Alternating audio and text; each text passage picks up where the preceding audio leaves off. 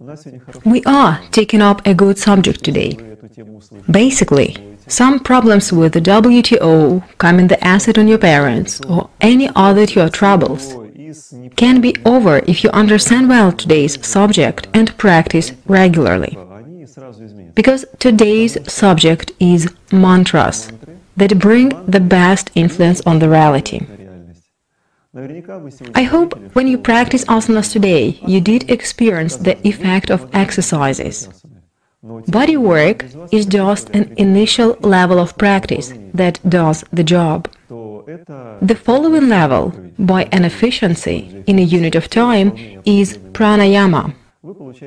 Yesterday we spoke a lot about life, but actually we intended to speak about pranayama. As per my experience, a boring transmission of pranayama technique is ineffective. Unfortunately, my experience shows that people, especially Vaishya people, are so much into everyday routine that they do not have any time left for yoga. That's why yesterday we had a long chat about life and its different aspects. I tried to explain you that pranayama is important if you are able to practice it and gain some good effect. But mantra's efficiency surpasses pranayama's one twice. Here is an example. You have a kilogram of crude, rough energy, which induces a person to satisfy passions of any form. At this level, the energy aspires to chase material goals, as it's the level of a Vaishya caste. At the level of Kshatriya, this energy forces to conquer countries, to kill without thinking, etc. We are talking of neutral energy, neither bad nor good. This energy reveals poor qualities of a person. But yogis have some tools to transform this raw energy to positive awakening power aimed at development. Who did feel energy in the morning yoga class when worked in pairs? I need statistics.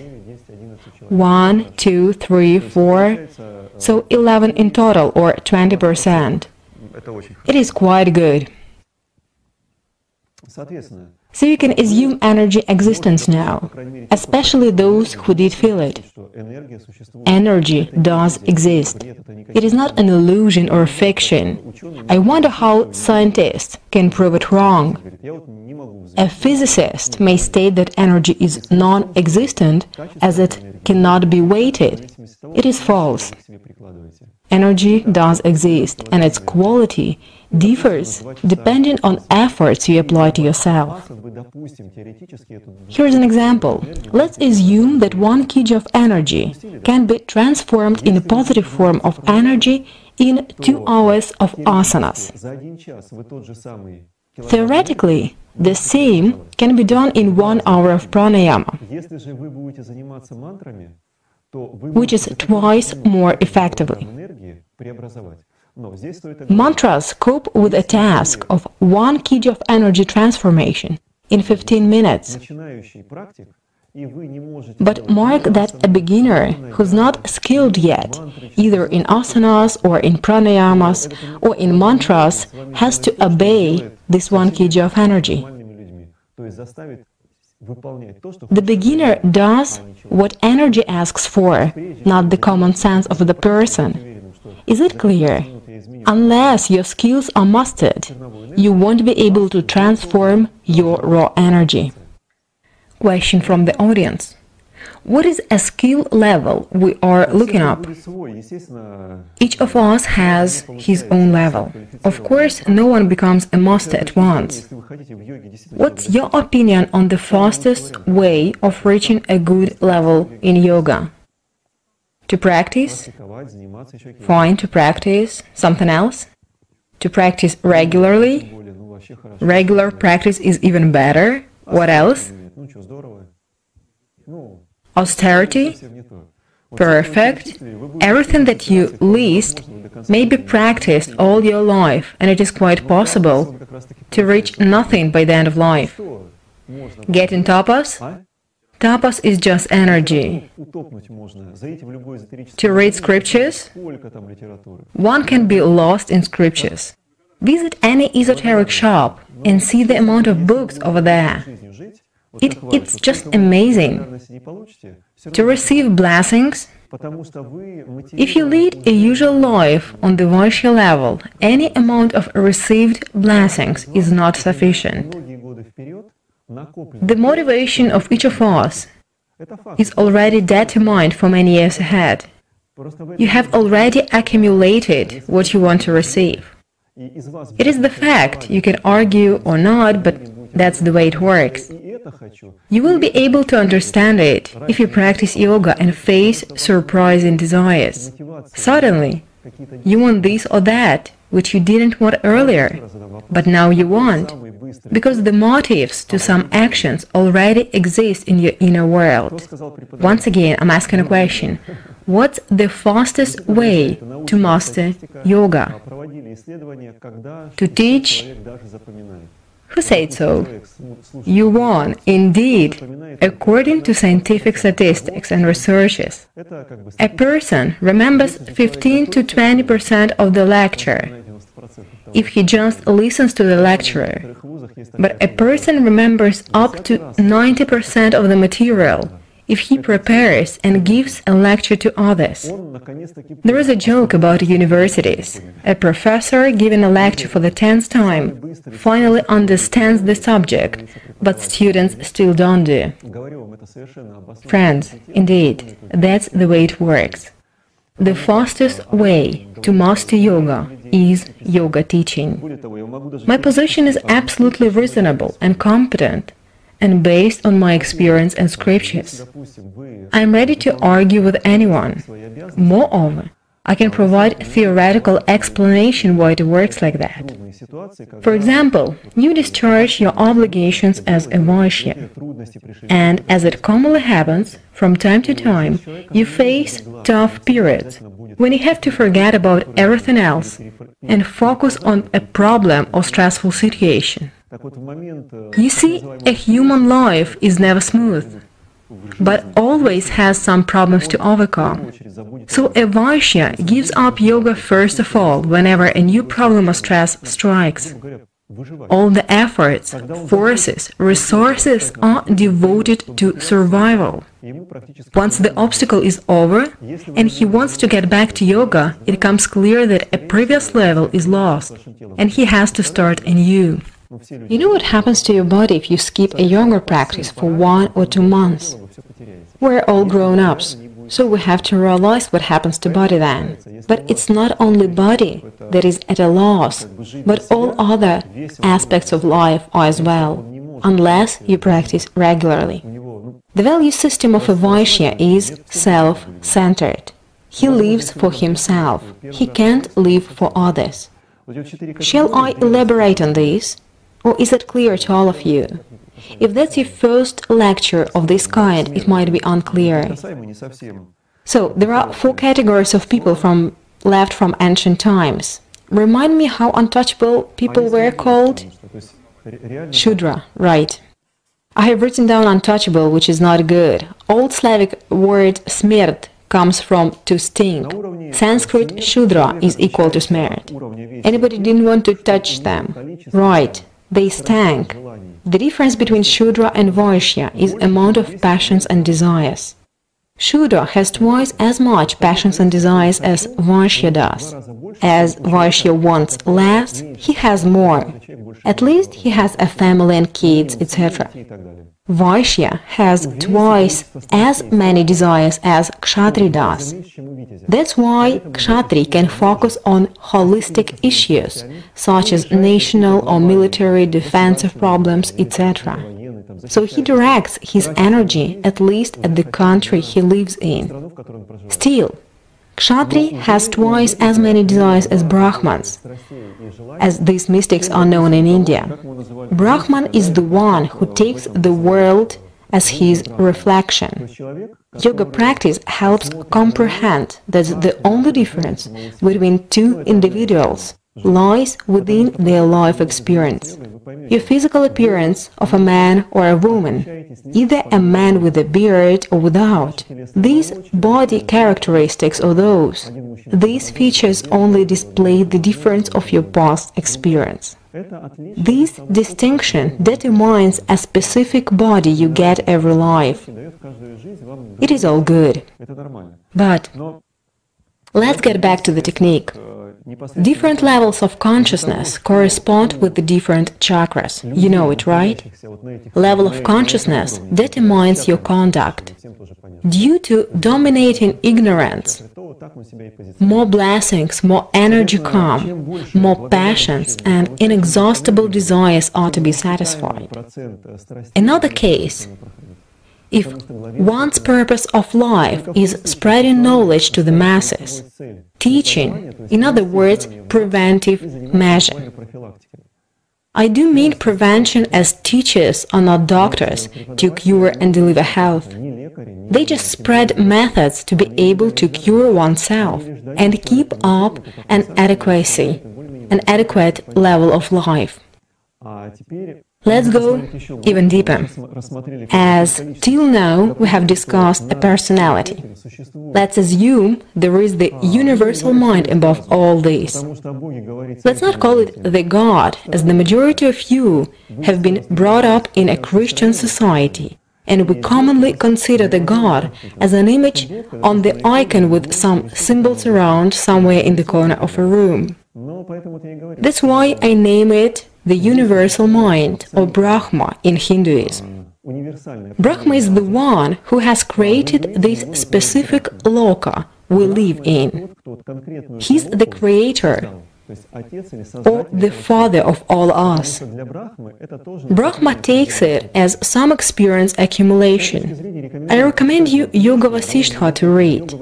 It must be found difficult to some extent and abstruse, even boring, if you are used to watch soap operas that dull your mind, making it unable to concentrate. Soap operas are put up to provide a kaleidoscope of events. By fifth series, you forget what was in the beginning, but it's actually irrelevant as long as you watch TV and commercials in between series. So, Yoga Vasishtha explains the process of galaxy foundation in dialogues of Vasishtha and Rama. Besides, Mahabharata is a good read, which can be found difficult by the majority of you, as some free time is a problem in your life, as you are to fulfill your family and society duties. If the first volume is put on the ground, the last volume of Mahabharata reaches that high, or a bit lower. How many can afford to glance over so many pages, not to mention a thoughtful reading, right? So, why would a yoga teacher differ from these three categories of people? A yoga teacher gets support from above. I will explain why so. The reason is following. At some point, a good yoga teacher wakens his given nature. He doesn't live for himself, but he does his best to help out his disciples, relatives, friends, etc. Living for others is the core. Please draw your attention to the essential distinction between these groups of people. It's a consumption for self-satisfaction and to supply the wants. Living for oneself favors a downward going from Brahmin to Kshatri, from Kshatri to Vaishya, from Vaishya to Shudra. An upward going means diametrically opposite. Living for others is the only way to level up one's qualification. You may doubt it, as it's just words. Watch those who degrade and those who evolve. You'll see with your own eyes. You know where one can be found once he is carried away by pleasures, such as drugs, alcohol, uncontrolled sex, etc. By the end of the day, he is left with nothing. A yoga teacher has a chance to change his life for better. He practices yoga 3-4 times a week, so he always takes care of his body, right? That's why he's always fit. Especially if he's into a sane yoga practice and he doesn't try to tuck his legs on the armpits, for example. There is one asana that requires one leg to be put behind your head and tucked in and an armpit. Same leg, same with another leg. Can you imagine? If that's not your case, then you'll be good when it comes to health, mind, etc. Your physical state is satisfactory thanks to regular training. Then you have to study the subject to be able to give qualified answers to disciples' questions. And they ask about yoga, of course. Thus, you are obliged to be engaged into self-education and self-study. In such a way, yoga teaching is considered to be one of the best ways to understand yoga and yourself. I've been watching people on this way, and I can ensure that sincere yoga teaching leads to development. But only if sincere approach is there that excludes chasing selfish ends and profits, as well as overcoming of traps of the inner world that appear for sure. Then, these people develop more efficiently in comparison with self-centered people. Some may offer an argument. I am too old and stiff. How can I be a yogi if I am above 50, for example?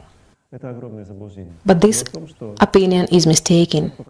According to my experience, a man of experience without a childish, illusory outlook perceives the reality sensibly and can develop faster. The reason lies not only in experience, but also in energy. As a rule, young people don't know what to do with extra energy they get by yoga practice. If a youngster hasn't gained the understanding of cause and effect relations, he tends to gain that experience. Let's say you don't know what alcohol is, so you try it. Both young and aged men have some complications on the way. Still, the wisdom of elderly men helped them out to live more efficiently in comparison with young people for the first 10 years of practice. Here is an example. I know one woman from Yakutia who teaches and promotes yoga in Moscow the way she understands it. Being at the age of above 65, she looks at 35, max to max 40.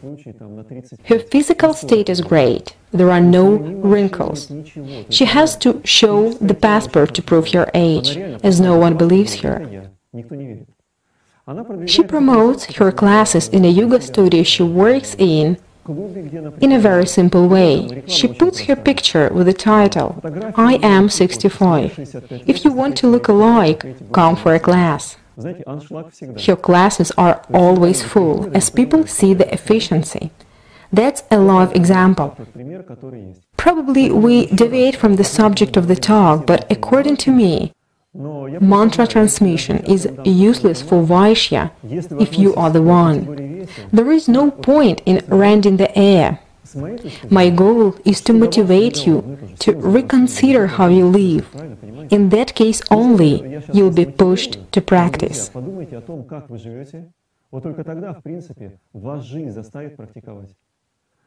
I have mentioned just some glimpses of life dedicated to self-development.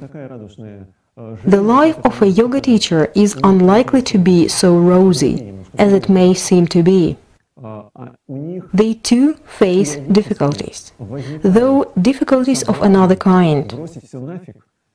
At times, they feel like giving up everything and relax on a sofa with the TV on. It happens when visiting energies are not converted. Energies that tend to twist someone to their will. You see the point? Let me elaborate on this. I'll draw a picture. Actually, I have already drawn it somewhere. Here it is. That's an initial level of energy of a man. Then he gets in touch with someone else and they exchange energies. Thus, his aura receives a lion energy. You may doubt my words, but that's the way it works. Depending on your energy, the size of aura varies dramatically. It is considered that some saints who perform spiritual feats from life to life have the auras of more than 200 to 300 meters height. Imagine the size of Kaken. Those who live with egoistic motives only burn out all the energy. They resemble a squeezed lemon. Let's have a look at the picture we already discussed. A vessel with cracks of wands. The more energy gets into the vessel, the more energy flows out. So one is back where he started. No matter how much you provide an alcoholic with alcohol, it's never sufficient. He drinks and drinks as energy cannot flow up, unfortunately. Hence, at times, yoga teachers might fall under influence of unusual wants, in case they don't have time to recover themselves. Once I over-socialized with a smoker. Even though I don't smoke, and I never did, still, a couple of times I dreamed about smoking. I could feel why the guy inhales absurd smoke. Can you imagine? It's not my nature at all. I find smoking very strange. That's the energy that came to me. Happens if a practitioner, especially a beginner, cannot convert the energy. I'll tell you one instance I frequently mention about, as it's quite extreme. I know one guy who must be a famous yoga teacher now in case he withstood, which I doubt actually. He's an ordinary guy, got married and got a car on loan. He didn't want to get a domestically produced car, so he went for a big and bright one, not bothering that the car might fall apart in 3 years. So he got a loan and was cheated. Let's say he took 100,000, but repayment comes to 200,000. Though initially he was insured that the interest makes 20%. But it turned out that he has to pay for every money transaction, every procedure, etc., which was stated in small print in the contract. By the end of the day, he realized that he paid twice as much as the car cost. That's not the main thing. So, he had to work his ass out, otherwise he might have lost everything. Young people believe a cool car leads to a cool girlfriend. No car, no girlfriend. That's not good. So the car had to stay with him, and he had to pay off the loan. The guy was 20, green and naive, so let's be indulgent. In that way, he gave 6 classes a day every day to earn money to repay credit. I try to withstand from saying something bad about credit organizations. So can you imagine? 6 classes a day. I doubt so. Those teachers who have 2 classes a day are terrified of this idea. It is super hard. An ordinary teacher is squeezed like a lemon after 3 classes a day. I believed that 3 classes is a limit. One shouldn't go beyond. Some individuals advise not to perform asanas in the classes, but give explanations in words only. An experienced student can be an example, meanwhile the yoga teacher corrects the asanas and throws words around, blah blah blah. And some do follow the advice, it's their choice. In respect to yoga teaching, it is not acceptable. It is cheating. The point is that yoga class is meant for energy exchange in a group. If yoga teacher does not perform asanas together with the group, the exchange is realized among students only. When the asana is held for some time, let's say Paschimottanasana, the energy gets averaged. Those who have better health change for the worse, those who have poor health change for better. So they stew in their own juice, that's it. Only when a yoga teacher performs asanas alone with the students, the potential of the group goes up as the teacher undertakes some energy upon him and levels it up. Of course, if he has the potential to do it and some energy to share. Otherwise, a yoga teacher vampires students and accumulates bad karma. So the one who has 6 classes a day hardly endures a year. Then certain serious problems come. Actually, I was sure that 6 classes a day is the upper limit. It is not. Visiting one city, I was amazed by one girl, a teacher of Iyengar yoga, in the best yoga studio in that city. Can you guess how many classes she led per day? Are we talking of 15-minute classes?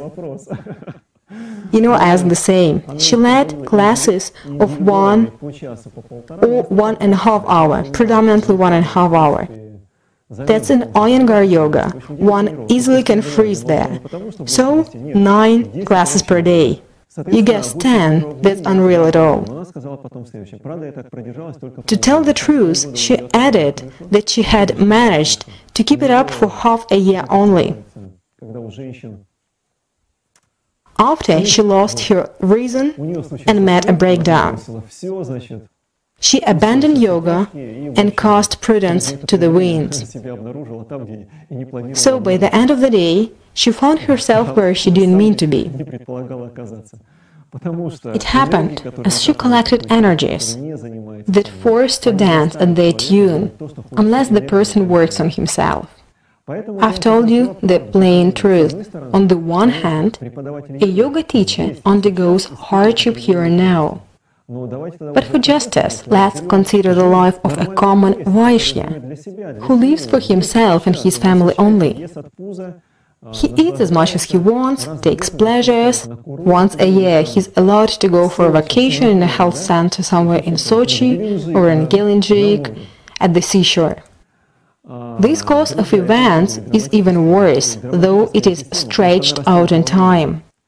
Mentioned stuff happens to a yoga teacher in a short time. Thus, it favors the development, as the correlation between action and payback is evident. The law of cause and effect cannot be understood by Vaishya, as the course of events in his life is prolonged. A man hardly can be helped out if he is selfish and live for his own well-being only. How would the God help the one who cares for himself only? The more he is helped out, the worse it turns to be.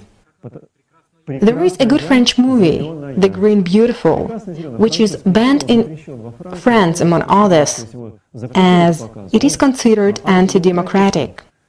I found the director of the movie worthy a respect, as he took the risk of making it, especially one scene. So, the plot of the movie in 2 words is following. A woman from another planet visits the Earth and takes an interest in advantages and odds of the lifestyle of Earthlings. On the one hand, she found the earth so beautiful, as her native place had been destroyed by parasites, as it commonly happens, and then only was renewed as the inhabitants came to their senses. Still, the planet had been absolutely exhausted by that time. So the heroine admired the earth. Nevertheless, on the other hand, she was astonished by the way people still live. So the scene I mentioned was following. She entered the cathedral to find something belonged to a previous visitor from her planet, as they come to the earth from time to time. So, around 300 years back, the visitor kept some money in the cathedral to support further visitors. So she stepped in the cathedral and searched for the treasure. A small, European-looking boy approached her and asked what she was doing. She told the truth, as she never lied, understanding the consequences of the lie. So they chatted a bit, and she asked a boy about the place, the cathedral. The boy told her that's the cathedral, the place of God, and the God is over there, in the corner, on the cross. She asked some simple questions like, why the boy goes to the cathedral? The boy answered that the God gives everything one prays for, be it a toy car or a toy gun. She said, I see, the God's on the cross to make a toy car and a toy gun come true. And she followed her way. I do recommend the movie to watch. My explanations, based on Vaishya level, might be uneasy to understand as I appeal to intangible things. Let's consider meat eating, as people misuse the nature for pleasures and fun. An average family consumes meat every day, most probably 365 days a year. Fine, probably 150 days a year and keep the meat in a fridge. Imagine the contribution of this family to the destruction of living beings. Dear friends, keep in mind that these 2 tons of meat appeared in a strange way. Someone lived his life, pursued his own ends, then got killed by some people indifferent to the wants of the creature for the sake of business and profit. There are 2 reasons to eat meat. Either one was an animal that was killed and eaten up, or, worst case scenario, one will be the animal and will be slaughtered to satisfy someone's taste buds. But this is nothing to you, unfortunately. The life of Vaishya seems to be all good and happy. TV, work, even some furniture and a car. But later on, big problems will come. A yoga teacher has problems. Yoga teacher has problems now, but later on, his life will be better, you see? That's the essential gap. Being mature people, you can see the way of life of Kshatri, for instance. Kshatris are those who defend homeland, for example. Observe the end of their lives. Give an example with mean is quite primitive. The reality is way more complicated. To my regret, anyone on the earth has to use the service of those who don't live in good consciousness and in harmony with nature. Meanwhile, the nature suffers incredibly from the deeds of a mankind. It's been said that the mankind as it is now is a cancerous growth. Though it's not a problem of people, as each and every one is good, and no one wants to suffer today or tomorrow. But certain conditions of life have been organized on the earth to stimulate consumption and turn people to be consumers. That's the cancer description, to my big regret. From the karmic point of view, and taking your future incarnation into consideration. A yoga teaching is believed to be a blessing. Yes, it requires some efforts now to keep up a good level. To put it simple, a yoga teacher has to be in a good state, like a glass of clean water. If any dirt gets in, it has to be filtered and transformed. A yoga teacher makes goodness for himself and people around. The more dirt gets in and gets converted, the better people around feel themselves. It works as the dirt of the planet is limited. Indeed, there will be less dirt if a group of people is into cleaning. But that's not the only reason. All the dirt one meets in life is his own karmic dirt that had been created by him being immature. But on a certain stage, one has to start doing goodness for others to evolve. Leveling up means collecting the dirt around and transforming it.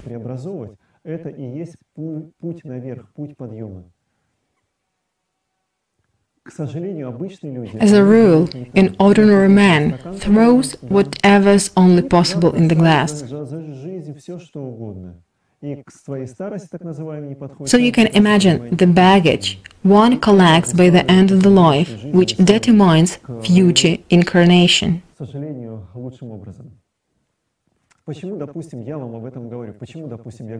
Why am I telling you that the ordinary lifestyle is a tragedy? What's my gain as a yogi?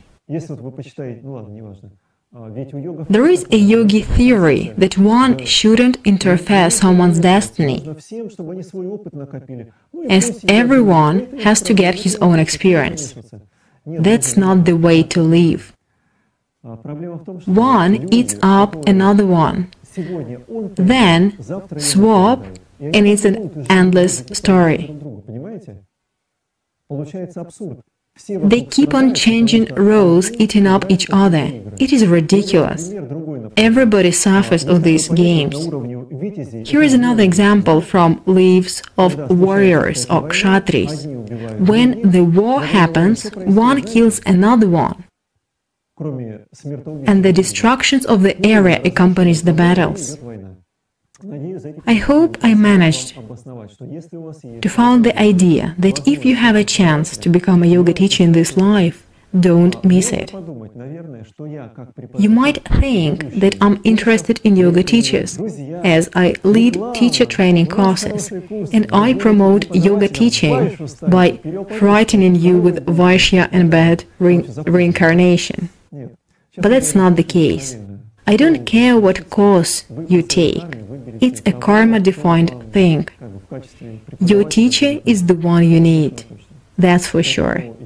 My job is to let you know if there is a change, if there is a chance to teach yoga, grab it. Which course you attend is secondary. As a secret, my friend teaches as a secret, my first teacher certificate I got after 15 years of teaching. I was all good, yet the times were different, and we could afford it. Nowadays, one is asked for certificate if you want to teach yoga in a yoga center. Still, you can rent out a place and teach yoga on your own risk. And anyway, I do recommend you to take a course, not to harm anyone, and have some understanding of a subject you are to teach. You know why lying is not advisable? The reality gets warped. You are aware that lie is an illusion. If 10 people look at the whiteboard and see white sheet and some handwritings in colors, but there is 1 out of 10 who states that the board is black and the handwriting is in white. The person who lies harms himself only, as the reality cracks in two. A general reality and individual one.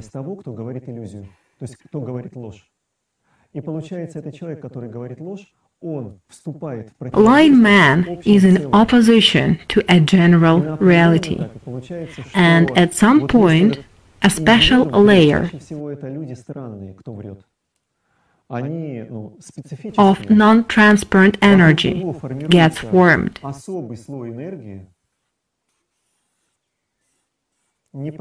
The layer restrains from a sane outlook. It's like putting on glasses that don't let pass the light. Not just dark glasses. There is nothing you can see through. It leads to crashes all the time. The energy makes people be mistaken. Have you noticed that silly mistakes may occur in life?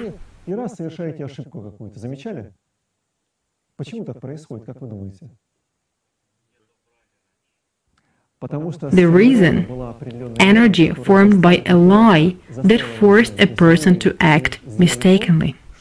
And the person does something he never planned or imagined. So lying is not advisable. If worst comes to worst, one can resort to white lie. Still, it's the white lie is tricky subject.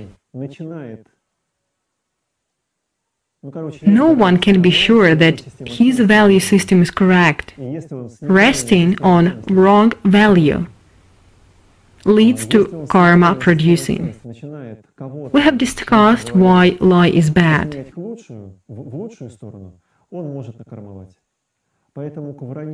Let's discuss why non-lie is bad. What's the advantage of non-lying?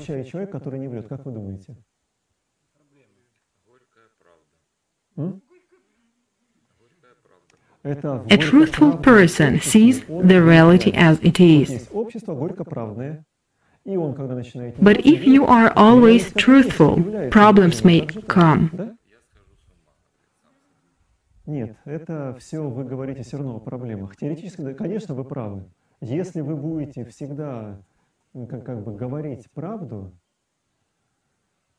ой, сложный момент. Let's say you are Vaishya and you do sales. Any company which is into sales has to sell wish for the reality. К сожалению, как показывает опыт, любая фирма, которая что-то продает, там приходится выдавать желаемое за действительное. The most efficient sellers are always in between reality and illusion. Находятся на грани иллюзии и реальности. Они продают одно, получают, мягко говоря, другое. Нет, According to the scriptures, if one tells the truth only, day by day, year by year, he achieves powerful and valid speech. You might know people with a flow of meaningless words, and laconic people whose words are clear and understandable. That's the power of words. The great power of speech can be achieved either by speech limitation, when one restrains from blah blah blah, or by sticking to an absolute truthfulness that allows accumulating a great deal of potential. Apart from a speech power, the one who tells no lies has a pure throat chakra called Vishuddha that automatically leads to ability to bend the reality in his will. Whatever the man with a strong Vishuddha says, it comes true. There are interesting stories of sages in the scriptures. One of them is Durvasa, mentioned in Mahabharata many times. Though he is portrayed as an eccentric sage who's up to curse each and every passerby unavoidably, if only he takes a dislike. That's the way he's described in the epos of Mahabharata.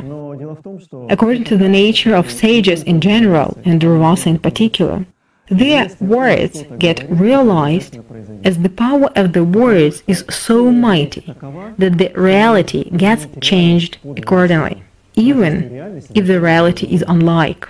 Question from the audience. Sages use curses as a weapon.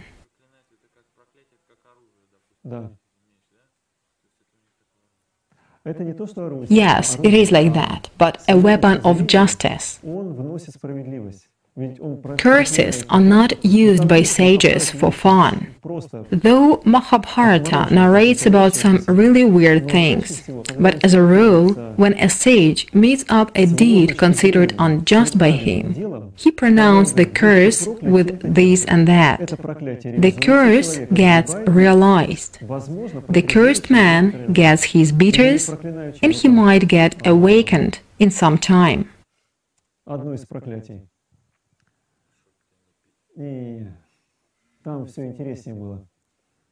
As an example, here is a story of one sage who used to be a king.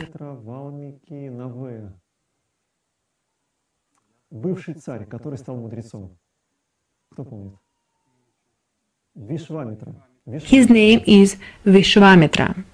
His life story illustrates the value of yoga. So, Vishwamitra was a king of a land that was struck by a famine. To cope with the disaster, he visited a sage who had a mystic cow, able to produce food endlessly. So he asked the cow to help out his people. The sage refused to give the cow away as the cow supported his ashram and provided food for ashram people.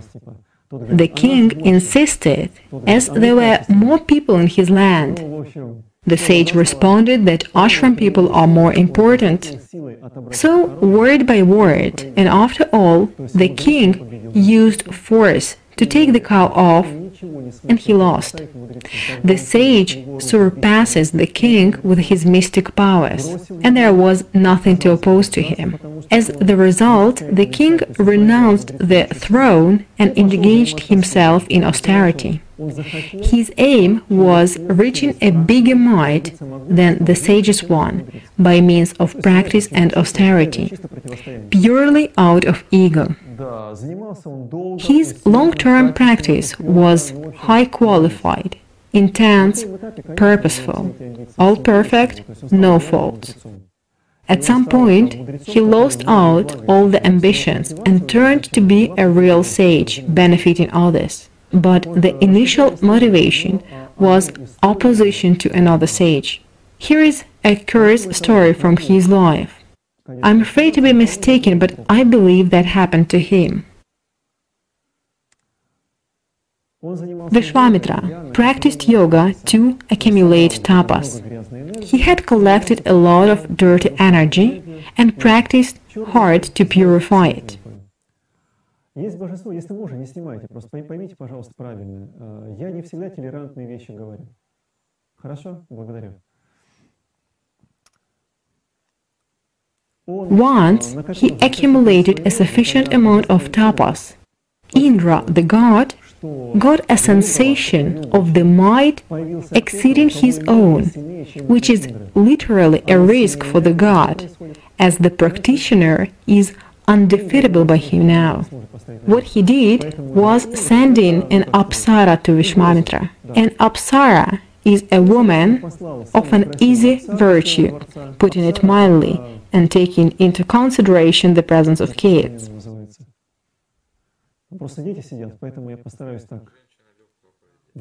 She's meant to bring pleasures in any form to men predominantly.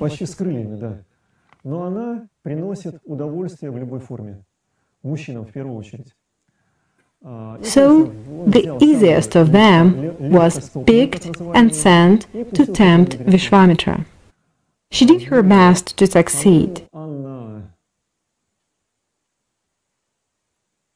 Соответственно, всячески его старалась обхаживать. And I might be mistaken, but she managed to trick him and gain his energy. But it is not that important. So he cursed her to turn into a stone. As a result, she spent many thousands of years as a stone until another god rescued her. There was nothing personal in her deed. She simply executed the order. Still, she answered for the consequences. That's one sort of curses. This demigod got cursed to learn a lesson and never be into such doings. Question from the audience. Did she have a choice? Yes, I believe so. She could refuse to execute the order. But there is a fine line in between.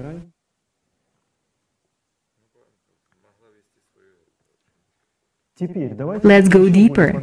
At times, sages were used as weapons. In particular, a well-known accursing sage, Durvasa, was used by the Kauravas against the Pandavas. A multi-move plan was used to make it true. The sage was sent to the Pandavas when they lacked food. Once the sage visits the house, he has to be offered food. Otherwise, a curse is pronounced in 99% of cases. Indeed, the words of a sage are influential as long as they are adequate. Here's another example. One sage practiced under the tree, accumulating tapas for a long time. He recited mantras and did other practices. Organized by Indra or not, but a bird flew by and relieved itself on the shoulder of the practitioner. From the audience, that was Vishwamitra too. Yeah, it's quite possible. So he got angry. How could you, etc. On the one hand, he burned the bird by the power of the curse, but at the same time, he lost the energy saved up for a long time. Thus, he's back to practice under the same tree. Telling the truth is very serious. Mantras are serious as well. Here is another example from Ramayana this time. Ravana's son, I cannot recollect the name.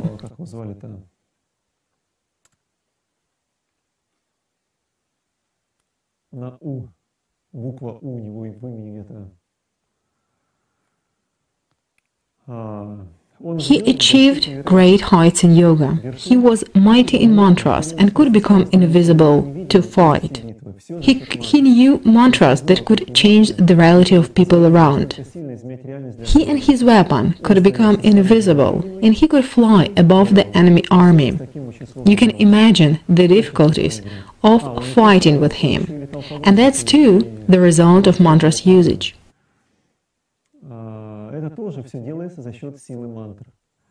Whatever I tell you is to prove the importance of mantras. That's neither an illusion nor fairy tale, nor the figment of my imagination. My experience shows that mantras are all important. Consider mantra Om we chant in the evenings. What a karma if you meet this mantra straight off. Had you have another karma, you'd been with Vaishnavites, chanting Hare Krishna mantra and dancing as they do. Вам сказали, нет, That's their way. The question is how efficient it is. Харе Кришна, Харе Рама, Рама Рама, Джаги, ой, Рама Рама, Харе Харе.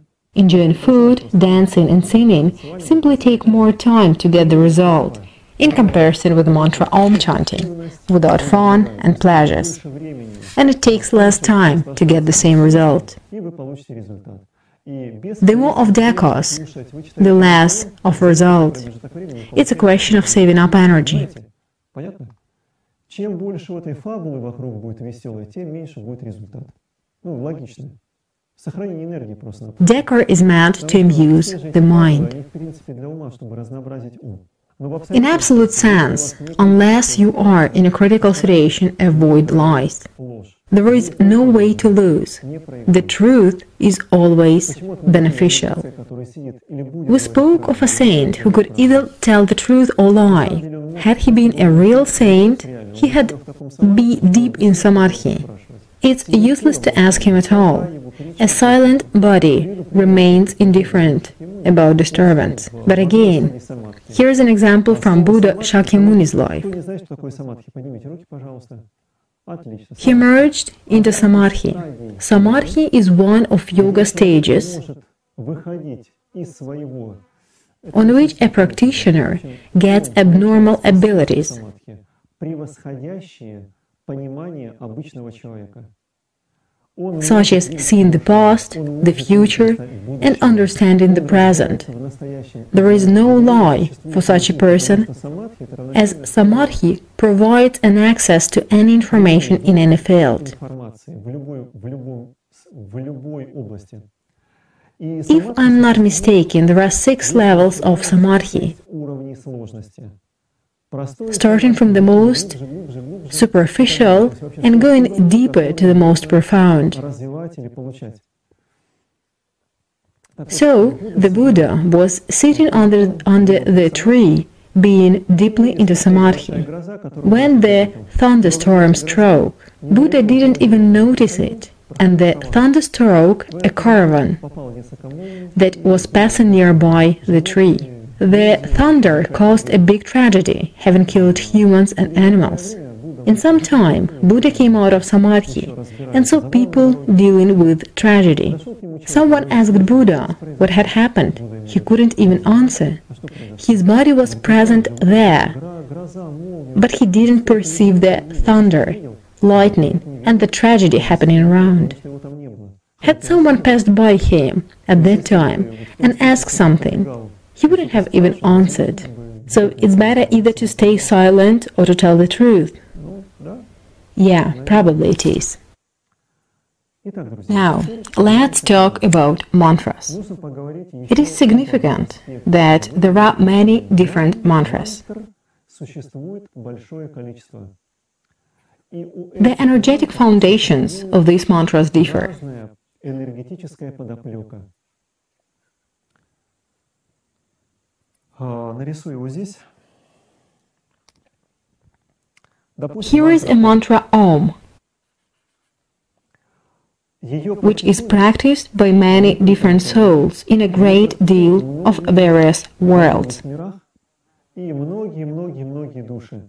И не значит, что нужно быть человеком для того, чтобы Om is well practiced by gods and other living beings, so its usage is not limited to humans from our planet only. И, допустим, какой Give me another mantra to compare.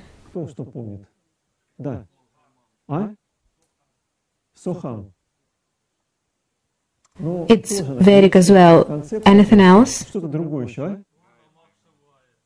Ом Намах Шивая, да? Good, but still it contains Om. Ну там тоже Ом. Hare Krishna. Yeah, I assume you would say it. Fine. Дело в том, Let's consider Om and Hare Krishna mantra. Харе Кришна, давайте.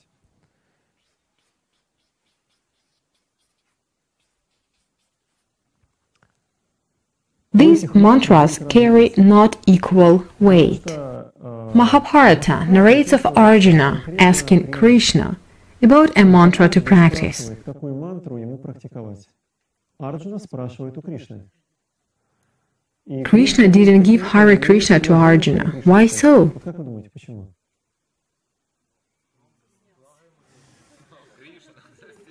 Нет, подождите. It is an important thing. Imagine Arjuna and Krishna before the battle. Arjuna has to kill a few billions of this planet's inhabitants. Unless he's prepared, he cannot fulfill his duty. So Krishna was concerned with Arjuna's accordance to his calling. Krishna wasn't in a mood to play around. Otherwise, the mission could fail. Тогда бы они не выполнили свое задание, из-за которого сюда и перевоплотились. So, he answered Arjuna in Sanskrit in verses. O dear Arjuna, practice mantra Om. There is nothing better than Om. The amount of energy behind mantra Om is incomparable with Hare Krishna or any other one. The younger mantra is, the less energy is behind it. That's why it's recommended to use the most ancient mantras to have an effect. But if you look at the subject from another angle, you see that you couldn't have met the mantra Om in this incarnation just by chance. Hadn't you practiced the mantra Om in previous lives, you'd have never come across it in this life. It is impossible. Once you have formed some karma of this mantra practice, you can chant it. My experience of 20 years of yoga practice might be not as long as Vishwamitra's one or others. Still, I learned from first hand that mantra Om is the strongest mantras among all. In case you are blessed to practice Om, don't miss it. Had you been a kshatriya in the past, you'd been strongly recommended to chant Om. The kshatriya is never sure about the time of their death. It may occur in the battlefield or as a result of a conflict. So his physical body can be annihilated any time, which means that they may die any time much earlier than they are ready. That's the reason why kshatriyas practice Om. Om is the supreme sound. If one is experienced in Om chanting, at the moment of the death, the mantra helps reincarnate very well.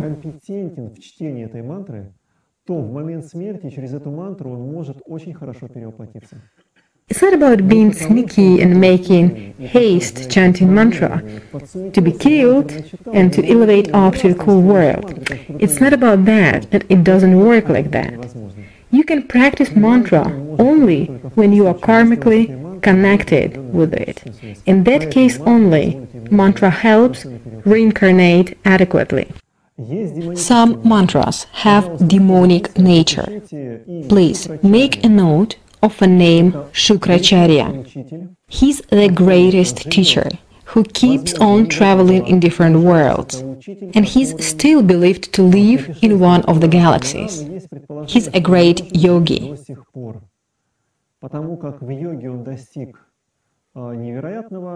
And he got a special mantra transmission from Shiva.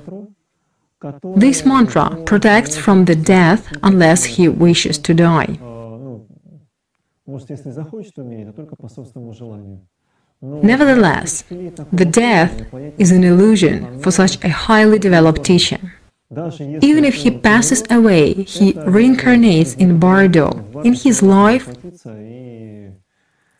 will continue in a new body. You can learn more about him. Just Google, as the story of his life takes long. So, Shukracharya helped out demons, and most probably still does. What are demons? They are semi-gods, so-called asuras, souls of Vishuddha chakra level, who push the reality through according to their wants. Saints take the reality as it is. If required, they change themselves and influence the reality by the means of their practice. In contrary, demonic creatures have a great potential, but use it in the material world to change their lives for better.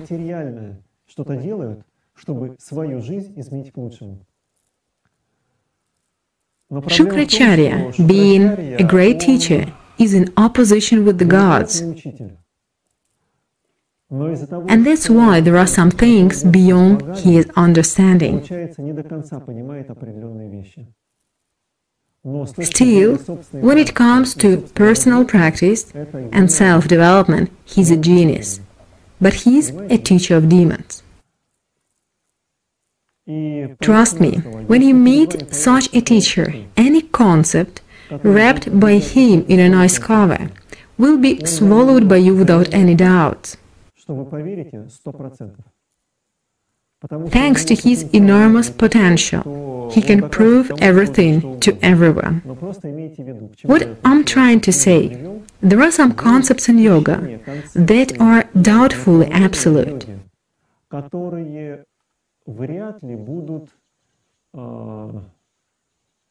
Some concepts are considered to be incomplete from the point of view of the gods who created the universe.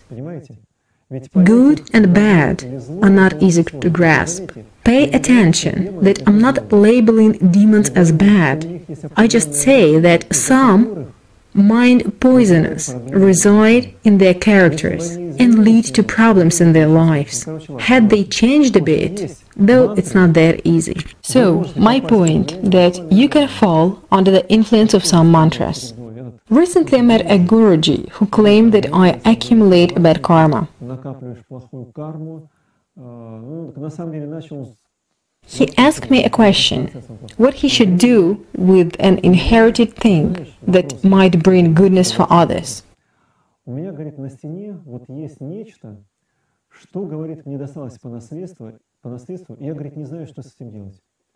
I said, it's your karmic lesson. If you think so, it might be so. Initially, he didn't want to name me the object inherited by him, and I didn't care.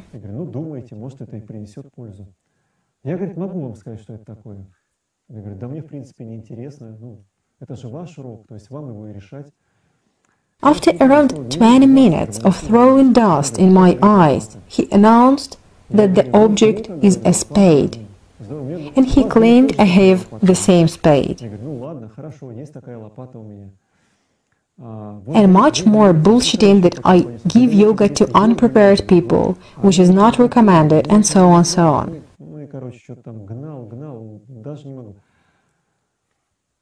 So there are such people who see the reality from different perspectives. So he is right to follow his beliefs that are up to his level of development. Imagine a demon promoting meat eating, declaring proteins as extremely important for your development. As per that guy, a promotion of the vegetarianism is bad as you turn to be dystrophic. Yeah, according to him, I lead you to the death. I'm talking evil that brings you knowledge that can kill. That's his understanding. Thus, there are some quite strange trends in yoga. Moreover, I have to share some information which might be not obvious for you. The world is ruled by magicians. Chances are they are demons that remained on our planet. They rule with fire and sword, as you can see. Still, first of all, they are magicians. The external illusion is created. Here's an example. Let's say there is some sort of a crisis in the States. The unemployment rate is high, the people are dissatisfied, taxes are high.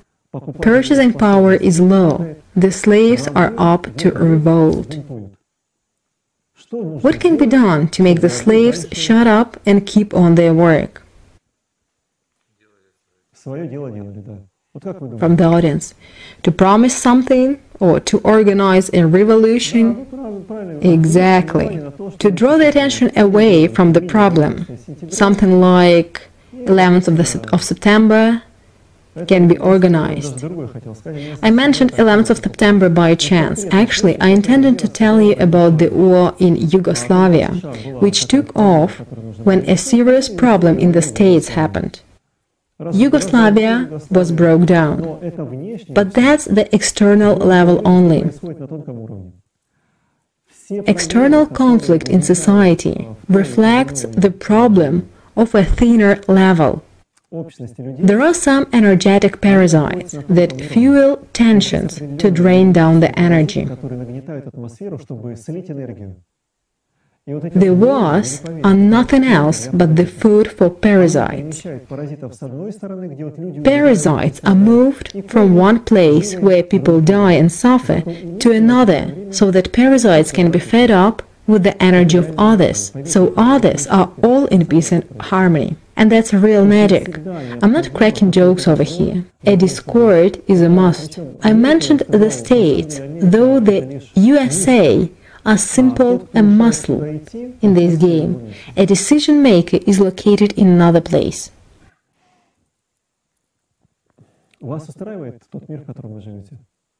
From the audience, what's the sense of becoming a yoga teacher in this context? Are you happy with the world you live in? From the audience, well, my efforts are useless anyway. What do you mean? It's just about shifting a discord from one place to another.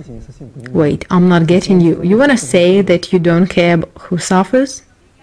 From the audience, if the energy of suffering is just a result of a relationship between people, which is controlled by magicians, who are beyond my understanding, then clearing up my world leads to increasing of suffering somewhere else. A point of view based on a linear thinking comes to such a conclusion. Still, consider your life without yoga teaching. Your karma brought you to, roughly speaking, imperfect world, and you had a reason to incarnate in here.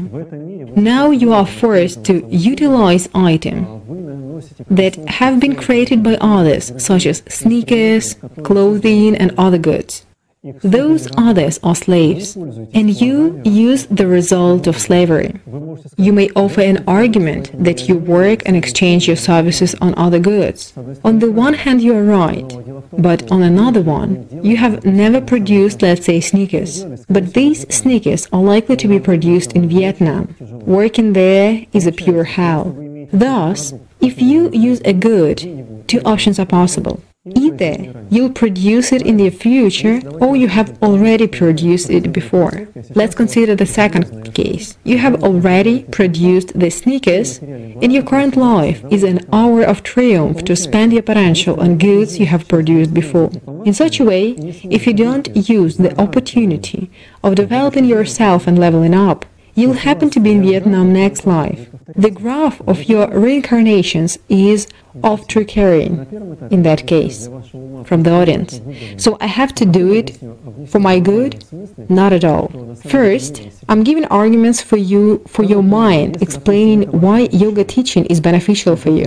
Then, I'll explain why it's not just for your goodness in a global sense. Let's consider another case. You are a consumer in this life. So, you'll have to work it out in the future. The life will not be sweet at all. The chain of cause and effect worsens your karma. You may not believe it. In case you have an opportunity to practice yoga in this life and you miss it, it's very, very sad. As yoga might be a tool for you to overcome the repeating graph of lives and level up your being. It's very much possible. It's not an illusion. Then, let's discuss whether a yoga teaching benefits yourself only or benefits the society as well. It benefits both you and the society, and I'll explain why. Magicians who are engaged into multi-move games don't feel any compassion for people they kill. If there is no compassion, it's a dead end. It will go to the bad sooner or later. It happens as such things. Потому что во главе угла у него находится его as a certain nation or kind of a special circle of God-chosen people are the focal point for them. The rest is secondary, just a cannon fodder. To my regret. Still, it's an illusion. The reality is way more complicated. Thus, a yoga teacher who both promotes yoga and improves, to some extent, the society around, makes a great contribution to the goodness of the planet in the form of his being. But that's not the most important. What does matter is his future incarnation. An adequate yoga teacher lives for others. So, he will reincarnate in a place with like creatures who live and care for others. Trust me, it's a great place to be. Just imagine, everyone lives for others. Indeed, there is a special world like that. You can note down the name, Tushita, to concentrate on it. It's a world for practitioners, and they are all good. Где живут они очень-очень хорошо.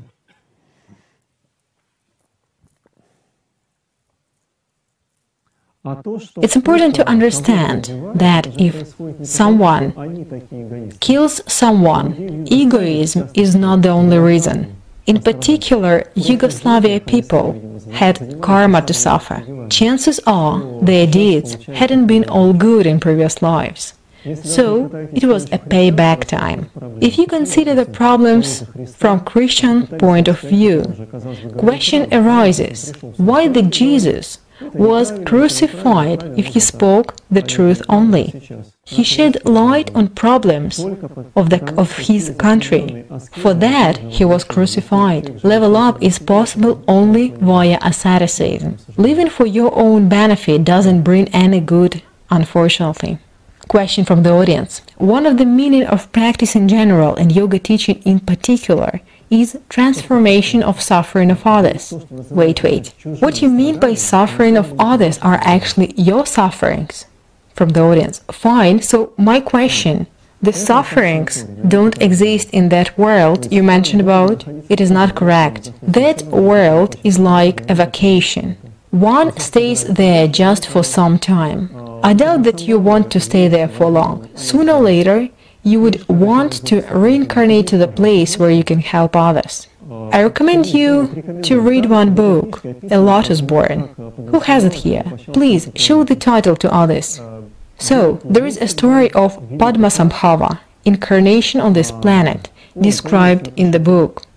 He was a great mystic and a great practitioner. He turned to be on Tushita, the place where serious practices are in use. So, he appealed to Tushita inhabitants in verses. I'm retelling in prose. My dear friends, I intend to incarnate in such a garbage place. Who wants to join me? Some of them found the idea cool and fun, so they joined him and reincarnated on our planet.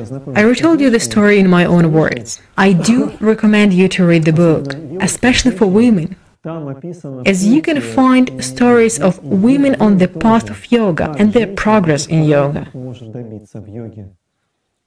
Yeshe Tsagyal path is described quite in detail. Her achievements in body merits, such as non-aging. She looked 18 when she died, though she lived 250 years. Her life was dedicated to knowledge spreading. She was the teacher who worked for the common good.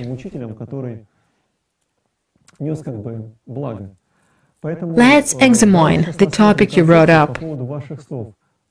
A yoga teacher works on the problems of others, not his own ones, right?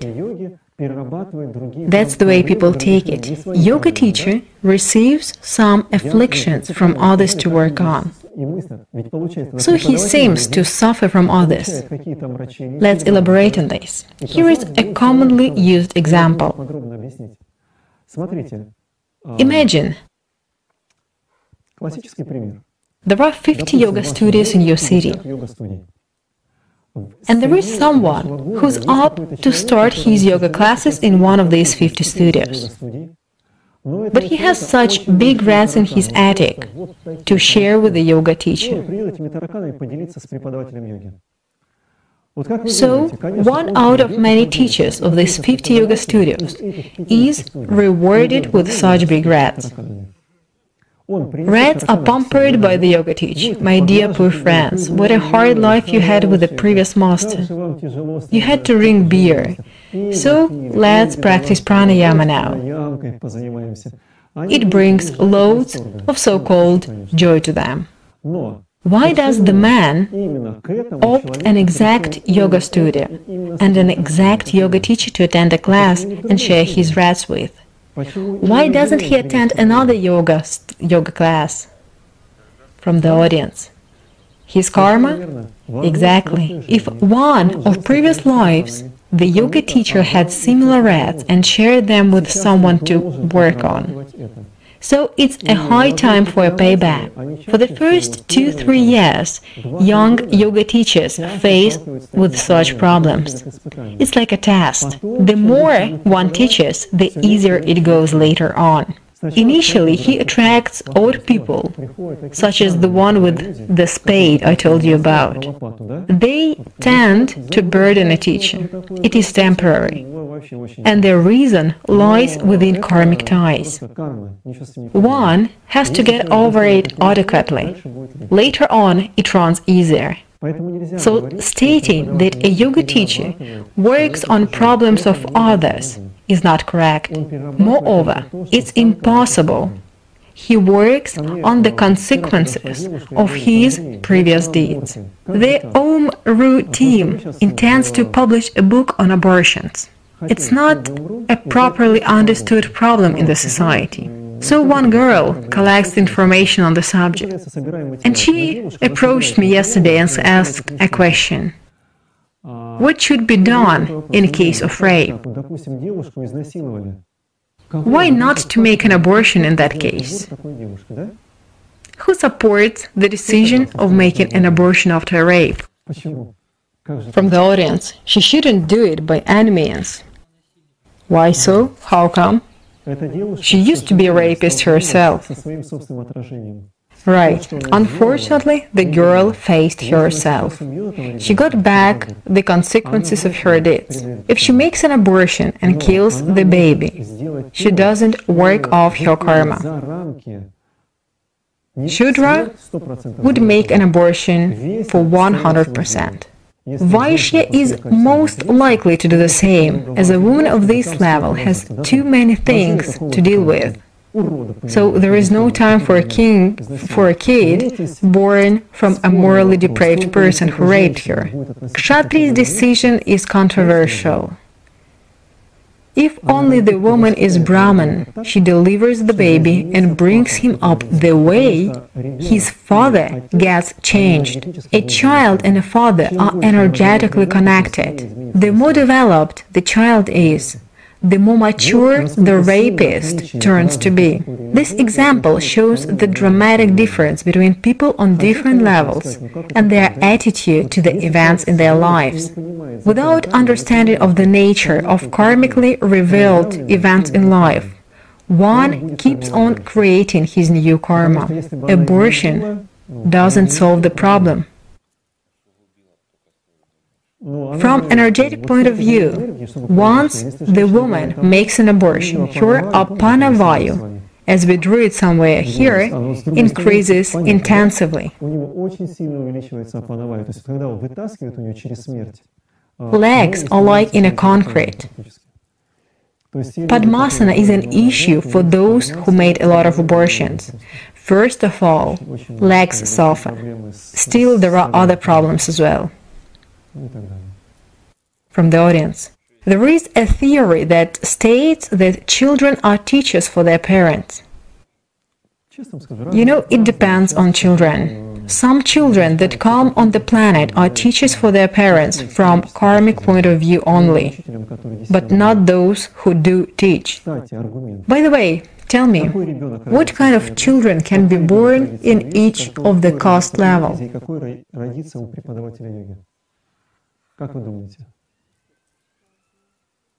The one who corresponds to the characteristics of this caste, right? If in case of a parent evolution in a frame of one life, that's quite possible, which is quite possible. The kid stays at his initial level. From the audience, the kid won't evolve, most often he won't. He's all into survival. As for the first 20 or even 25 years, he's deeply connected with the society, and there is no way to develop himself. Some extremely unique conditions are to be created to favor kids' development. So the parents who develop themselves, but the kid remain on the level of parents' interests at the moment of conception. That is to tell you that parents are to be developed before planning kids. If that's the case, the family lives in perfect harmony, and kids as teachers are quite possible to come. There is a view that teachers and disciples reincarnate close by. Let's take Marpa and Milarepa as an example. Milarepa is a disciple of Marpa. Had Milarepa had children, high chances that Marpa had been born as his kid. Energetically, Marpa was far beyond Milarepa himself. It does often happen. A teacher reincarnates as a child of his disciple in many lives, and then again the other way around. That's the way they help each other evolve. It benefits both of them. Briefly, I am a father of 4 children. They were born on different stages of my development, and I can clearly observe my weak points in them. Those weaknesses I had, I can see in them now. That's how it works. The more developed you are, the easier your relationship with kids. Even if you don't go through a hostel of caring for your future incarnation, current life benefits from your development. That's the way to attract Vaishya. If you practice yoga, you have good kids. Our time is almost up. I hope I managed to show by examples why not only yoga practice is essential, but also mantra chanting. One more topic to discuss is prayer beads as a good tool to accumulate your vital energy. Moreover, I recommend one special material for beads to use. Many years back, I made inquiries, some true Gurujis, about the best material for the beads. I was told that Himalayan crystal plus Rudraksha is used. Pure Rudraksha is also an option. It gives some mystic effect. Crystal beads play a role of an accumulator. As a rule, you don't practice when you feel bad or fall ill, but you do when the situation around is good. Then you take beads to practice. Besides, when one recites mantra Om, he connects to the huge bulk of mantra energy and impresses it in beads. I can connect you to those who didn't believe me initially, but they did practice with prayer beads and found it working. Whenever there is a chaos in a head or a crisis in your midlife, you just have to put beads on your head and the problem just vanishes away. The beads are saturated with the energy of practice and asceticism. So do count your beads when you chant mantra. Still, to begin with, even plastic beads would work, though with a minimum effect. I can assure you that rock crystal is the best accumulator of your vital energy. Andrei, what about having them on while in the society? Beads can provide with some protection if you practice regularly and, let's say, wear your beads around your neck. Andrei, some say that the beads ought to be hidden from others. What do you think? Vaishnavites believe so. You may do as you want, whether hide it or not, up to you. I cannot say for sure. But I can give an example of Alexei Trikhlebov, who wears a silver charm around his neck. When he meets up people with some hang-ups, it turns black. So it has to be cleaned up with some vinegar afterwards. Some visitors don't do this effect, but some strange people cause the charm to go black.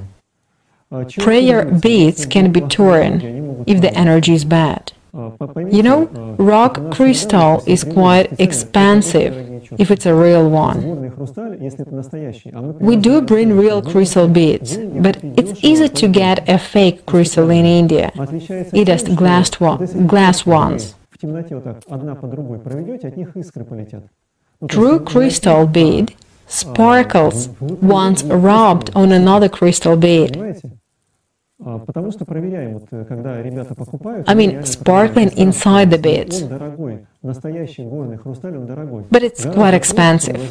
Rudraksha is easier to sell as it costs peanuts. It can cost like 5 rupees in India. But the effect with Rudraksha is close to 0. By the way, the prayer beads you are having are quite good. It's a combination of crystal and Rudraksha. At times, you can find a mixture of glass and crystal. One bead is glass, next one is crystal. This is to have some economy. So, get prayer beads for your practice, but not just to use it as a protector, but also as a tool for concentration. So your mind doesn't wander somewhere, but presence here now. That's important for mantra chanting. When it comes to counting your beads, as a rule, you see people in movies counting the beads like this. That's not the way to do it. My recommendation is following. Place your beads on a middle finger. Index finger holds them, and you count the beads away from you. Don't do it towards yourself. It is important to some extent. Pulling the beads towards yourself fixes a behavioral pattern which reflects on other spheres of your life, and you tend to pull things to you. When you push the beads away, you tend to give. Please keep in mind the concept. When you pull to yourself, it's degradation. When you give away, it's evolution. Andrei, how often should it be practiced? As often as possible. There are some planets which are like antibiotics. In contrary to black holes that drag everything inside themselves, there are some planets with a large entry, chanting mantra Om only, and they exist to reduce the amount of egoism. Taking it pragmatically, once happen to get on that planet, you live a very long life, and the karmic connection with that planet remains wherever you happen to reincarnate. You feel the powerful support. Mantra Om inclines to extend and change the reality.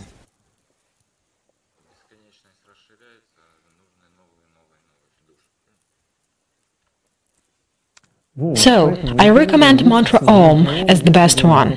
If you are a Vaishnavite, please chant Hare Krishna. It's not ideal. If you are a Christian and recite Lord's Prayer, please keep it up. Just do it regularly. The way you do it is not that important on some stage, but the fact you do matters a lot. The majority doesn't make any efforts in spiritual practice, and that's the problem. Andrei, what about silver beads? They are too heavy. you'll be tired to carry them alone. At times, crystal beads are mixed up with Rudraksha, as crystal is twice as heavy as Rudraksha. One guy went to Tibet with us, and he was pushed to buy crystal beads in one monastery. The price was around $500, but the beads were of this size. That big.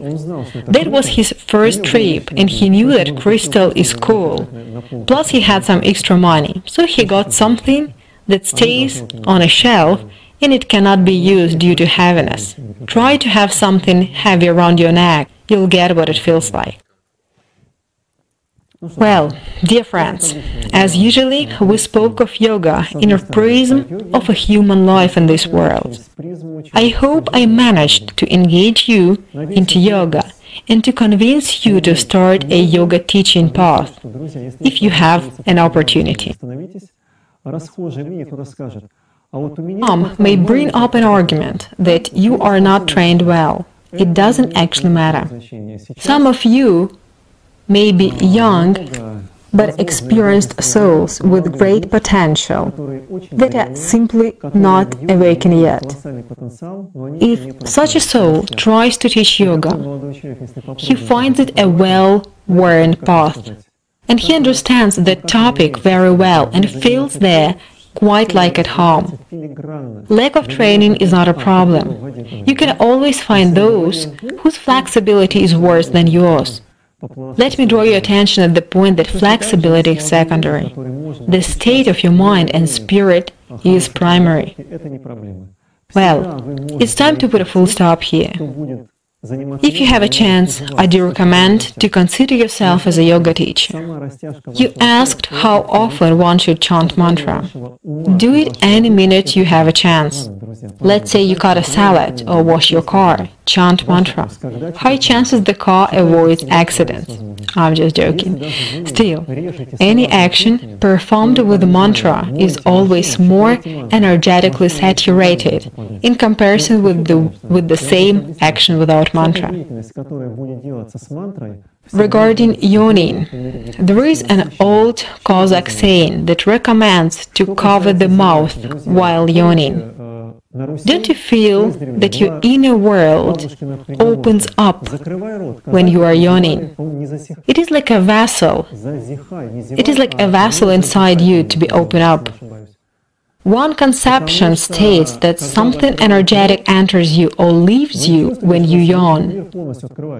If you get something inside, try not to lose it and practice yoga for long to make it understand that it shouldn't enter anyone. I do mean it. Cover your mouth with your hand when you yawn. Your inner world opens up in that case. When you yawn during mantra practice, as a rule it means that you are close to the energy of your subconsciousness, which is related to dreaming for you. You are used to sleep on that level. That's why it happens. More information about events of Om Ru is available at www.om.ru. В зоне своего здорового адекватного сна.